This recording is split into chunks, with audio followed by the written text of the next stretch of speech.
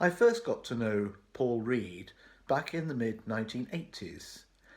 This was at a festival in Raziguer, a little village in the south of France, near Perpignan, and that's the northern region of Catalonia. And Manchester Camerata, with whom I was principal bassoon, played in this festival.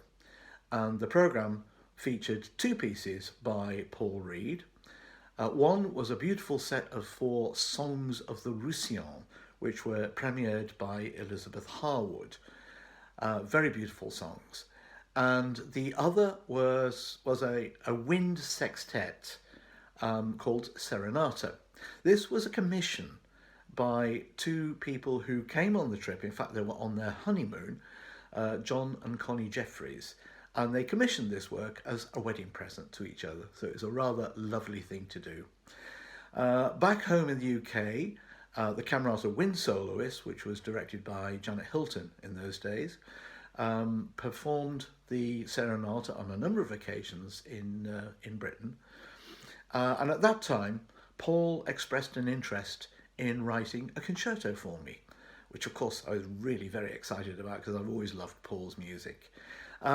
He was very busy at the time and didn't get round to it. And then, very sadly, in 1997, he fell ill with cancer. But he contacted me and he was determined that he was going to write this concerto. And I had a session with him, actually a session in hospital with a piano. We went through what he had written. He completed the first movement. Sadly, he wasn't able to complete the other two movements.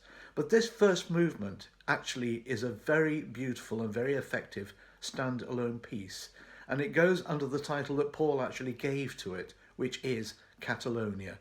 It's entirely appropriate because the piece is just so evocative of the sort of music and the expression and the sound of the music echoing through the vineyards and the hills. This village is in the foothills of the Pyrenees. So it's a very, very beautiful and evocative piece. And for me, it's a very special pleasure and privilege to be able to play it.